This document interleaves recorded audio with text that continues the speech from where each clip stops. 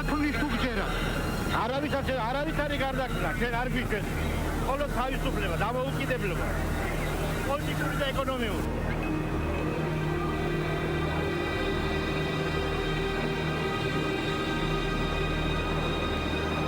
გარდაქმნის თუ გჯერა.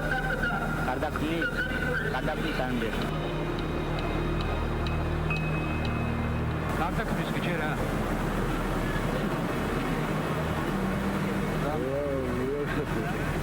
ძალზე დამაიმედებელია ამ არჩევნების შედეგები. ამას იმიტომ არ ვამბობ, რომ გაიმარჯვა ჩემმა ბლოკმა და ჩვენმა ბლოკმა და შესაძლოა გავიმარჯვო პირადად მე ან სხვა. მე მახარებს ჩვენი ერის გამოღვიძება, მაღალი პოლიტიკური შეგნება და ერისა და ეროვნული მოძრაობის ერთიანობა. რაც გამოვლინდა ამ არჩევნებში, მართალია არის გარკვეული განხეთქილებები, დაპირისპირებები, მაგრამ ავმაღლდებით ყოველივე ამაზე და ძლიანი საქართველოს ერთიანი ეროვნულ-განმათავისუფლებელი მოძრაობა მიაღწევს თავის მიზანს საქართველოს დამოუკიდებლობის აღდგენას. 31 მარტი 1991 წლის ძალიან მნიშვნელოვანი და შეიძლება ითქვას, რომ გარდამტეხი დღეა უახლეს ისტორიაში საქართველოსი. ფაქტიურად მან მოამზადა საქართველოს დამოუკიდებლობის აღდგენა უკვე კანონიერად, ლეგიტიმურად და ფაქტიურად ეს იყო ქართველი ერის ნების გამოხატვა. სრულად საქართველოს იმდენად საქართველოს თავმჯდომარეს გვასახელებს მარტო ვიართ გამსახურდია. ახლა მოდით აღვნიშნოთ რა წინაისტორია უძღვოდა ამ ყველაფერს, რატომ გახდა საჭირო ასეთი ტიპის რეფერენდუმის ჩატარება. 1991 17 მარტს საბრალკავშირის მასშტაბით ჩატარდა რეფერენდუმი საბრალკავშირის შენარჩუნების მიზნით. მხოლოდ ამ რეფერენდუმის მიზანი იყო ვითომ ახალ სამოუკავშირო ხელშეკრულების მხარდაჭერა. საქმე ის არის, რომ 17 მარტის რეფერენდუმი ფაქტიურად საქართველოში არ ჩატარებულა.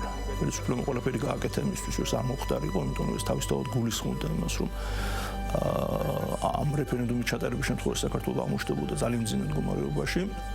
საჭირო იყო ამას პასუხი გასცემოდა. საქართველოს უნდა ეჩვენებინა, რომ ეს არ იყო თქვათ არც ბოიკოტი, არც რაღაც საბოტაჟი.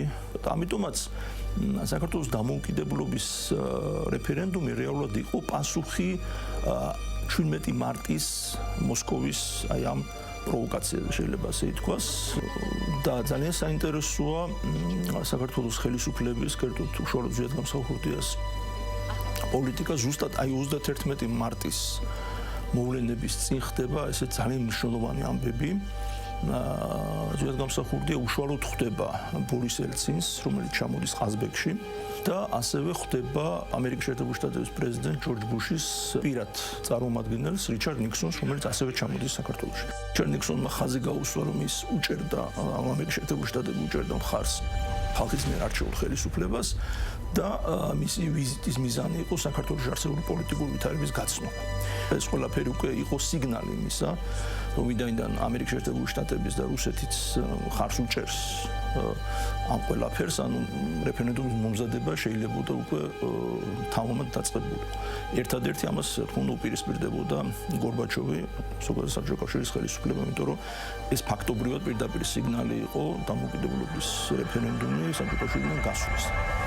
ლევანდელი მიტინგი გახლავთ, როგორც გამოვაცხადეთ, წინა საარჩევნო და წინა სარეფერენდუმო მიტინგი.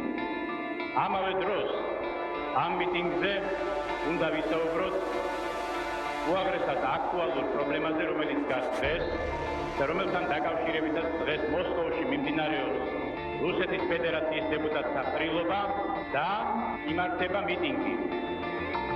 უნდა ითქვას, რომ გადამწყვეტი ჟამია მეგობრებო. ხდება იმპერიის ბედი. ეს ნიშნავს იმას, რომ ხდება საქართველოს ბედი, მეგობრებო. 1991 წლის 31 მარტი. რესპუბლიკის მოსახლეობა დილიდანვე საარჩევნო უბნებისაკენ მიეშურება. სარეფერენდუმოდ გამოტანილია შეკითხვა.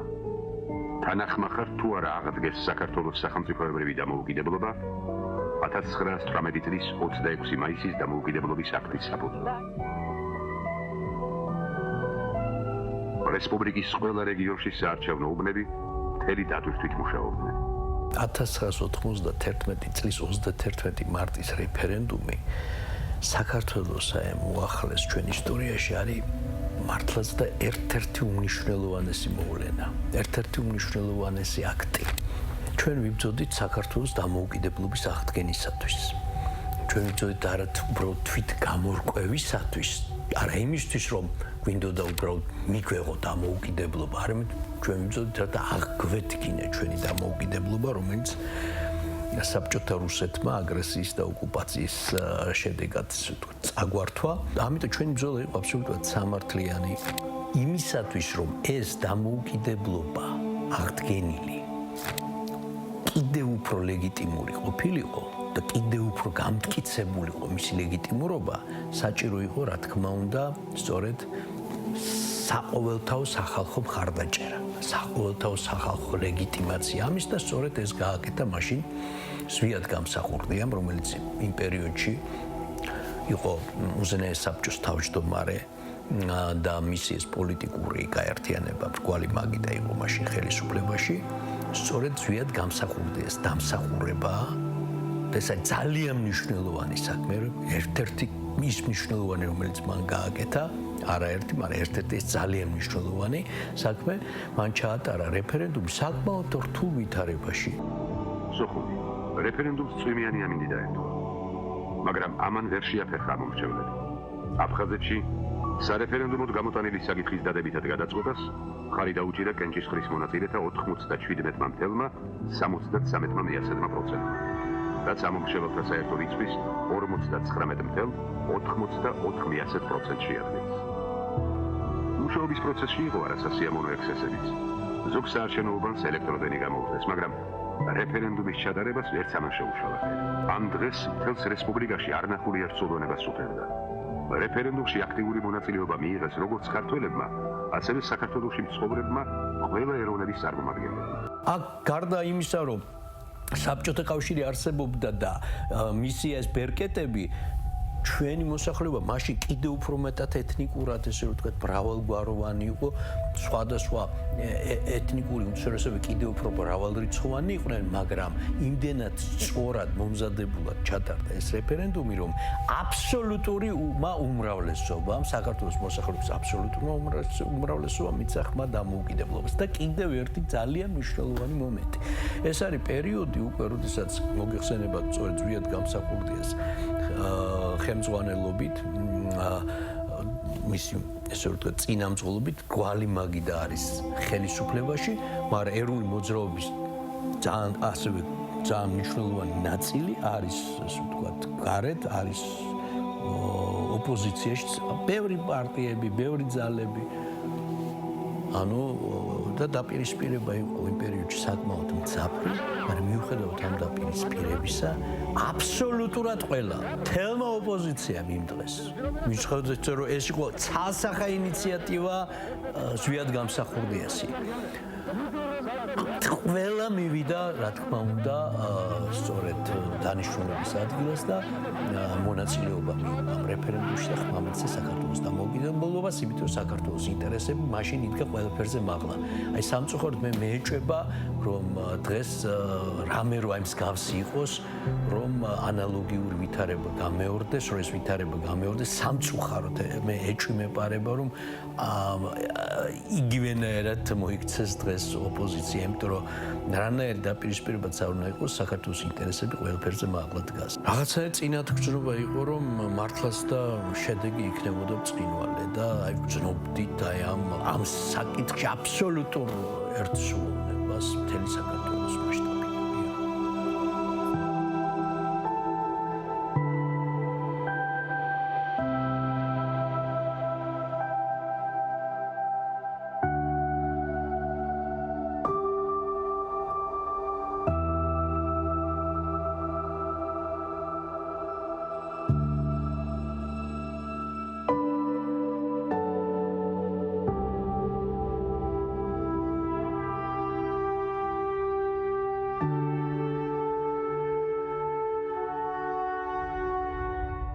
აბსოლუტურად უფლებამოსილი ვიყავით, დამოუკიდებლობა გამოგვესხადებინა. რისთვისაც ზვიადი მთელი ცხოვრება იბრძოდა მერაბთან ერთად და კიდევ სხვებთან. მაგრამ ეს ორი მაინც გამორჩეული იყო. და ახლა ამაზე რომ თათბირობდით, მე არ დავმალავ ნათქვამისა მაქვს. მე ვიყავი მომხრე 26 მაისს გამოგვეცხადებინა.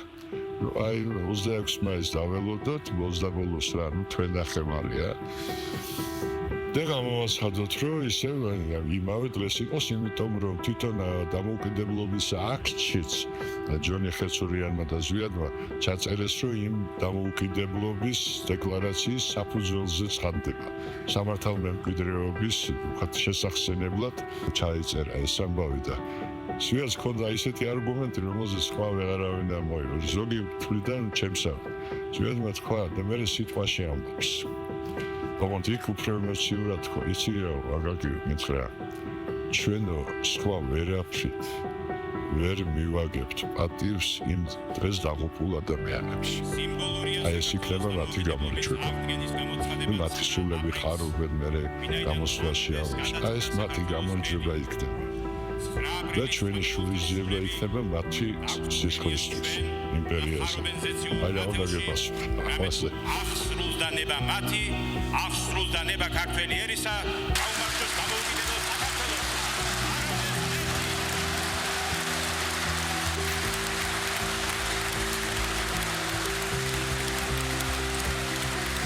რომ შემოესწრო ამბავს უკვე ბედნიერება და შენ თუ მონაწილეობდი და მეორე აწერხელს იმ მერაბი უნდა ყოფილიყო, ცოცხალი ყოფილიყო, მე კი არ უნდა ყოფილიყო, მერაბ კოსტერონდო. წესი და კანონით. მაგრამ ნუ ასე ინება განგება, ხო? მეტი რა უნდა გქონდეს ადამიანს, ერთხელ მკითხა, ერთხელ ესმა, ჯილდო გაგვსურვია, ხო? ჯილდოები მერე შემოიღეს, შევარდნაძის. არანაირი მეუთხარი, მაგრამ ერთი ისეთი ჯილდო მაქვს მეუთხარი, რომლის მსგავსი არ არსებობს და ვერც არსებობს და რომს შემთავაზობს ვინმე არ ამგონია ეს მოხდეს, უარს ვიტყვი მეთქი და ეხლა ჯილდო გავს მე.